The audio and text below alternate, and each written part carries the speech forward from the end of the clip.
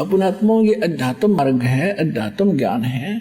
आप यहाँ विचलित हो जाते हो कि एक तरफ तो द्रौपदी ने कोई गुरु नहीं बना रखा था, उसने दान भी कर दिया, और यहाँ गुरु जी कह रहे हैं कि गुरु बिन माला फेरते गुरु बिन देते दान, दोनों व्यर्थ हैं। अब देखो, ये भी कहा जाता है कि जैसे कर्म करेगा वैसा फल अवश्य मिलेगा। अब द्रौपदी ने दान किया, एक जरूरतमंद व्यक्ति को यानी सुपात्र को दान दिया, तो वो फल उसको मिला, लेकिन वो फल मिलकर भी निष्फल रहा, क्योंकि मोक्ष ज्यों का त्यों रह गया। और यदि वो गुरु पूर्ण बना करके फिर ये ऐसे दान भी करती तो मोक्ष भी होता और ऐसी आपदा भी टलती।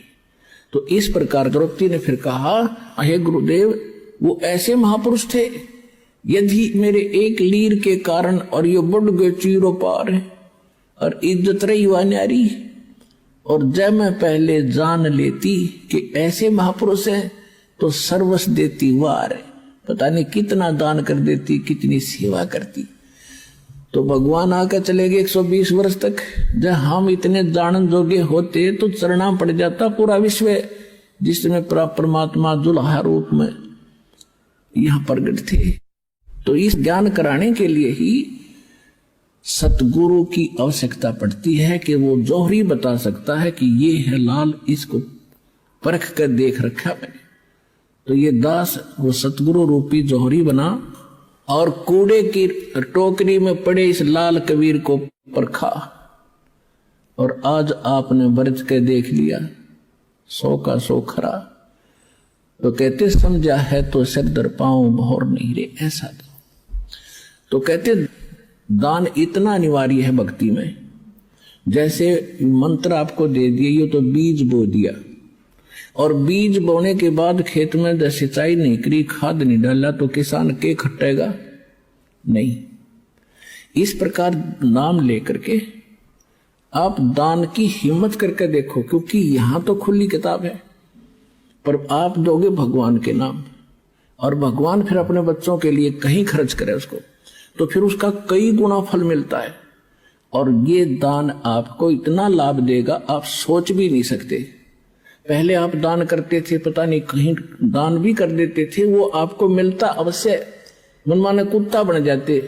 अच्छा दान किया हुआ व्यक्ति जो गुरु नहीं पूरा मिला, और कुत्ता बनकर वो एक सेठ के यहाँ होता है, गाड़ी में चलता है और अलग से कमरे में रहता है, एसी लगा हुआ है उसके लिए, और खाने के लिए समय पर, और जांच होती है डॉक्टरों से, वेटरनरी सर्जन से, उसका ड्राइवर आदमी होता है और कुत्ता मालिक की सीट पर बैठकर चल रहा होता है।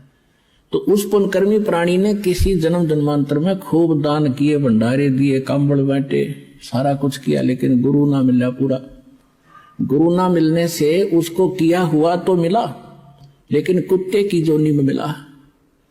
यदि वो शास्त्र अनुकूल साधना और गुरु के अनुसार पूरे संत के माध्यम से ये सभी कुछ करता तो मनुष्य जीवन मिलता, अन्योकार कोटि सुविधा मिलती, और मनुष्य जीवन में फिर कभी ना कभी भगवान और सतगुरु मिल ही जाते।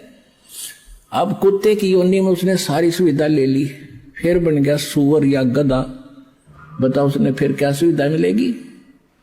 तो इसलिए बताया है कि गुरु बिन माला फेरते गुरु बिन देते दान, गुरु बिन दोनों निष्फल है, ये पूछो वेद पुराण। फिर ये भी सत्य कर दिया कि जो किया हुआ ऐसा तो मिलेगा ही मिलेगा, लेकिन उस मिलने का कोई औचित्य नहीं।